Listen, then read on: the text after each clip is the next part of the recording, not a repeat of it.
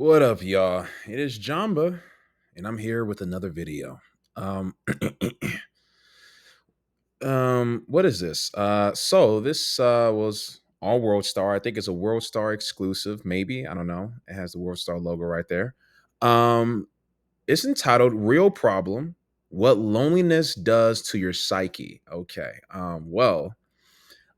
Before we even begin, to my knowledge, we are in a point in a modern day history where you have a lot of people, men and women, and all genders and everything alike, who find themselves more isolated than ever before. We do have social media and things that ironically bring us together, but on the flip side, I think these are the very same instruments that bring people, that keep people apart, right? You have a large contingent of single people, single men, um, lonely men, single women, and etc. People not getting together, not starting families. We've kind of talked about this, or at least I've talked about this here before on my channel through the reactions that I've had. But this to me is interesting. I haven't seen any of the video, but this is interesting to see what actually goes on in the in the brain, right? And I know that loneliness is something that I think is just as deadly as like cigarettes or something like that to your health. I forget what they directly compared it to. Let me charge my big charge this laptop real quick. Ugh. Come on, all right. I don't want this motherfucker to die on me, right? Okay. Here we go. Here we go now. About 4 minutes long.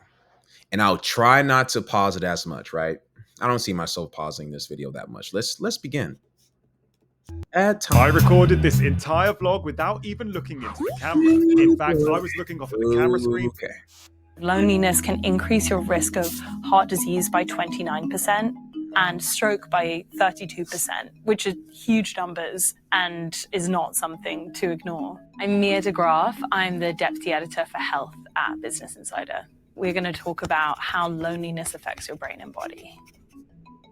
The thing with loneliness is that it's quite complicated. When you are lacking in meaningful social connections, your body is conscious of the fact that you're alone. So it starts to turn up the dial on your stress response. Your sympathetic nervous system starts to go on high alert. So it's natural that you might feel more paranoid. It's natural that you might feel more suspicious of people and not feel as open to connecting with other people. And it turns down the dial in certain parts of your brain where you feel love, connection, relationship. Then you hit into this vicious cycle, and that's what scientists refer to as the paradox of loneliness, because loneliness drives. I've heard of the paradox of choice, but not the paradox of loneliness. This is already very interesting. We're about a minute in. Okay, paradox of loneliness. This video's on point so far. Of loneliness, because loneliness drives you to retreat and makes it harder for you to crave that meaningful interaction that would resolve this feeling. There's a chain reaction that happens with the hormones in your body. First thing is your cortisol levels go into complete disarray. It's what peaks when you drink coffee.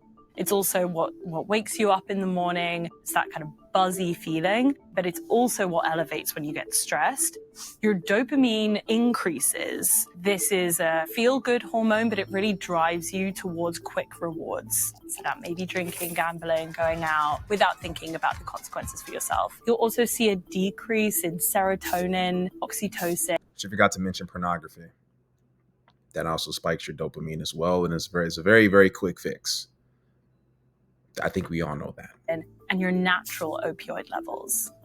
When you speak to a friend or you eat a meal that is just so delicious, you'll get these natural rushes of things which will be natural pain relievers. Those things will all decrease when you're feeling lonely. You start to see this cascading effect on your physical health. So the short term. I also will say, and to put a pause, but almost halfway through. You ever notice that when you're eating a meal, I've noticed this, I'm not gonna lie. If you eat a really good meal by yourself, it's not quite as good as when you're eating with other people. Like if you're eating like I don't know, back when I was able to eat waffles, if I were to eat some Roscoe's chicken and waffles and I was eating it with a group of friends, that shit always tasted real good. But if you eat that same thing of waffles just by yourself and you get it to go or you eat it there alone, it's good, but it's just not as good. And I think that goes with a lot of stuff that you enjoy. It could be, for example, and this is something that you don't do. No one goes to amusement parks by yourselves. I could have been gone to. I wanted to go to Six Flags, but I never really had someone consistent romantically, at least lately, to go to it too. Like it just always kind of dissolved before we can. Because I'm not going to take you on a first or a second date or even a third date to to a theme park. That would be kind of. I don't think that would be the best idea. But the point of the matter is that most people will not go to an amusement park by themselves. Most people don't even go to the movies by themselves because even though a movie can, like, I went to go see a few movies when I had the AMC pass. I would go see a lot of things by myself. I went to go see Poor Things. I saw Iron Claw. I saw Godzilla -1. I saw Blue Beetle. There's a few movies that I saw last year by myself. And even though they were pretty good movies, usually all my movie experiences that I really, really enjoyed, I watched it with somebody. Like I saw Air with my grandpa. I even saw Transformers with my grandpa. What Transformers wasn't a very good movie, but I saw with him, it made the movie better. I saw The Flash with my dad. Not a great movie in of itself, but seeing with him made it better. I saw John Wick 4 with my mom. Now, John Wick 4, regardless what it was going to be a great movie, but seeing it with my mom and seeing this one particular scene involving a large staircase, a large stairway. You guys know if you've seen the movie. My mom was laughing her ass off during that scene, and I will always remember that. That will be a core memory because of how hysterical my mom was laughing in that film. So this is all to say that because I tend to be a loner. I mean, it is what it is, right? Besides like family and friends occasionally. But as much as us loners kind of can enjoy our alone time and our reading and cooking and watching stuff and working on projects and things of this nature and cleaning and just listening to music, all this solitary working out, all this solitary shit that we do, these are all good things and these are things that you should do. But most things in life are usually better with people that you love and care about. Really, unless you're besides like reading, like besides something that you're supposed to do by yourself, most things are better with other people. Eating, going to the movies, theme parks included, everything. So this is making sense. But I had to give a little bit of commentary, right? Some effects are an increase in anxiety, an increase in stress. So you may retreat, just generally feel more tired, generally feel less of an impulse to go out, and also feel this increased anxiety and paranoia. In a lonely body, the longer term effects are you're more likely to be sick more often. You're more likely to be susceptible to the flu, COVID, a slight cough that's going around in your office. That's also linked to pain. And this might explain why I've been fucking sick. I've been like I didn't catch I know I probably caught the flu like once, where I was like stuck in bed. And then that was in December. And then I was like, okay, I was good to go because I was sick for about I was like real sick, like in bed, having fevers and nightmares and shit for like about 2 days. And I didn't eat for about 2.5 days. And then I was all right. I even went back to work that weekend or whatever. And then about a month later, I got a cough again. And I'm like, what the hell? I thought my immune system kicked in. Like, damn, I need Osmosis Jones. But pain in your body, so chronic pain, back pain, or just generally feeling run down most of the time. Your sleep quality is not very good. So you may sleep exactly the same amount of hours, but you'll wake up and you're quite tired, you're slightly uneasy. Loneliness impacts your memory. That can lead to cognitive decline. It can be a precursor to dementia. Increased inflammation caused by loneliness, or honestly by anything, directly impacts the heart, and heart disease is the #1 killer in the US. Loneliness can even affect your life expectancy. It can increase your risk of premature death on a level that's comparable with smoking, which is the #1 preventable cause of death in the US and around the world. It's hard to believe, but there is really strong evidence to suggest that just connecting with people, even if it's one small. I know that this is true because there's science behind it, and I guess if it is true, a lot of I'm just gonna say a lot of dudes are just y'all. Some of y'all are screwed. Some of y'all are. If loneliness decreases, there's a lot of lonely people.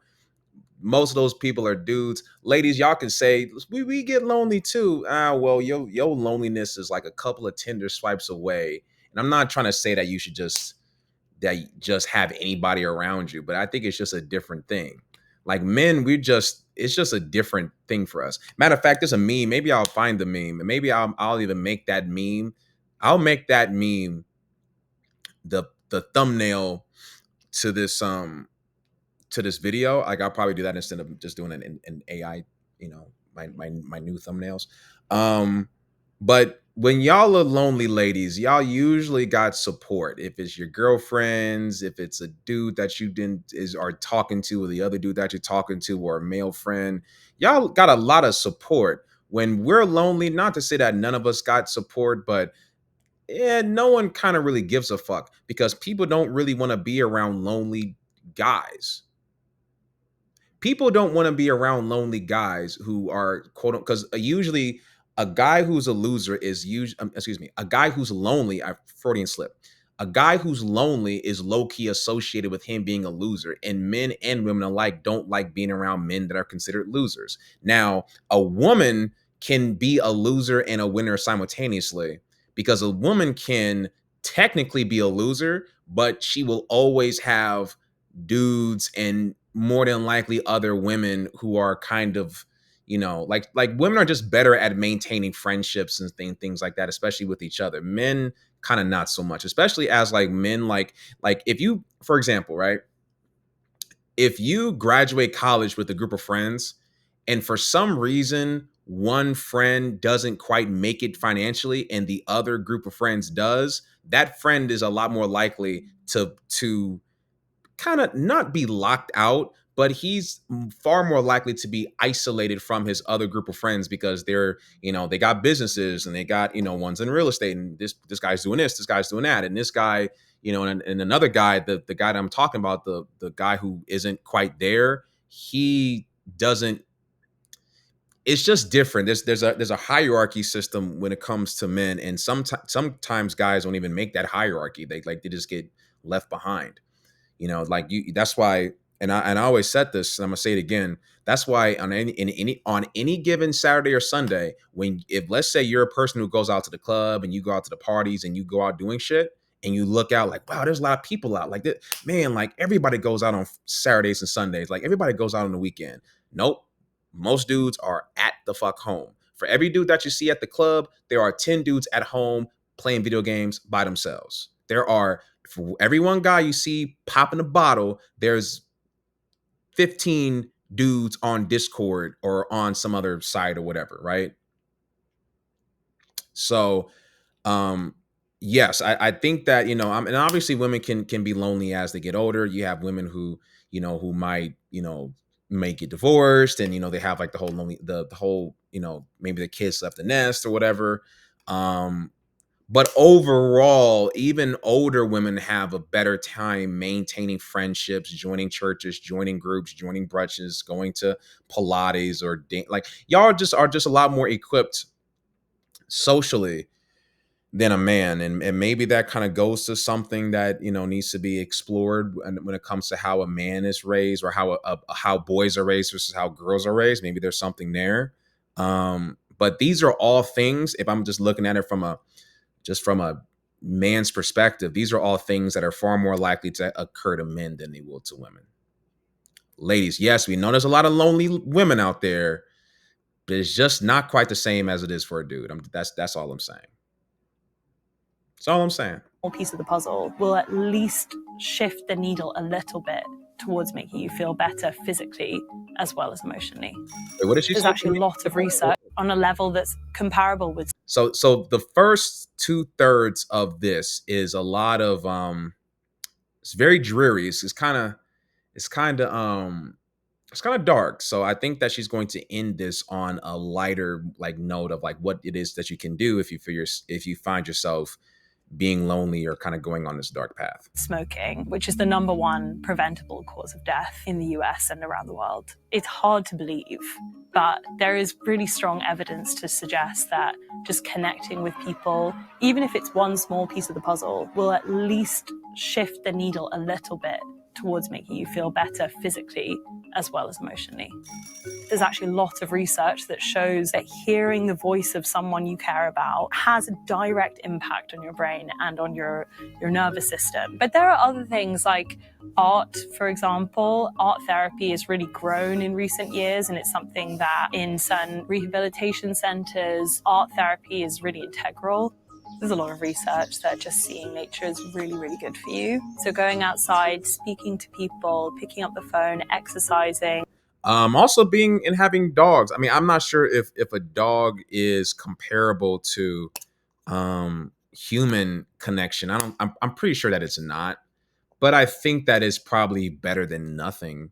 I mean, this is one reason why people have cats, people have dogs and stuff like that. So I know that when I was watching my friend's dog, it was it was nice to have the dog around here. Like I will admit, I did sleep better when the dog was when the dog was just laying here, and I'll play some smooth jazz for me and the dog, and I'll take a shower, play some smooth jazz, come out, the dog will already kind of be like already be like settled, and then I would lay in the bed, and the dog he wouldn't fucking be on the bed, but he would be like beside the bed, and I'll be like okay, and then I'll go to sleep. It was nice. I did feel better. Like I slept low key better when the dog was there. I'm not gonna lie. Now overall, did I he wasn't my dog, so it was a little bit different. But yeah, no, a dog I think can be another source of helping that curb that loneliness, right?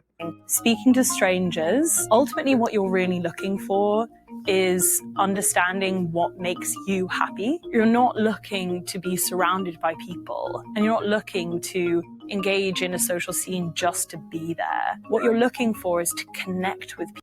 And she's right. She's totally right. I mean, I love this video. Because I know when I used to go to parties and shit when I was younger, and the few fucking times I went to parties, I would usually feel lonely at the party just because it just wasn't my scene. I didn't like the music. I really, really liked the people. I wasn't drinking. I wasn't smoking.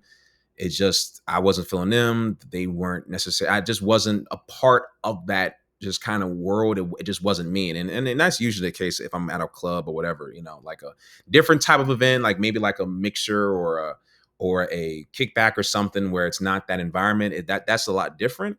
But I don't think that just being out and being around people is the remedy for something like this. A lot of people feel out of place when they're just among people when it's not the proper setting for them to be around. So I think a family function and or just even watching the game with your family, watching a movie with your family, playing board games, my mom likes puzzles. I don't have the patience to do puzzles when I go over my mom's house.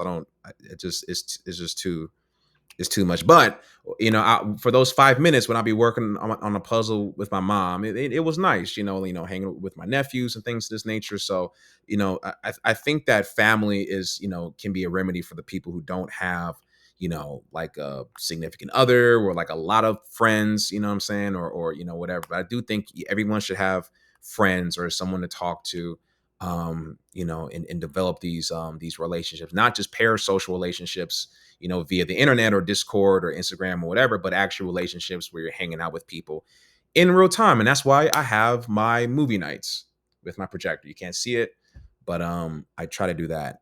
So I don't know why I'm telling y'all so much about my personal life. People on a level that really, really deeply connects with you. And that will have a really tangible physical effect on you. All right.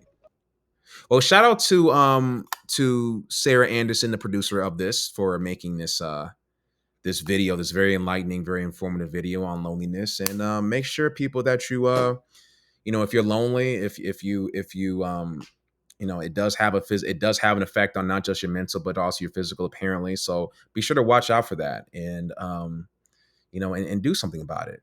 Prayer is good, meditation, going outside, being around people, joining volunteer group, a church, or family events. When people invite you to places, try to go. Try to if you feel yourself feeling isolated, try to go and try to introduce yourself to somebody at the gym, or just it doesn't have to be for something romantic or whatever. It doesn't have to be like a person you try to holler at, but it could just be on just some friendship type tip, right?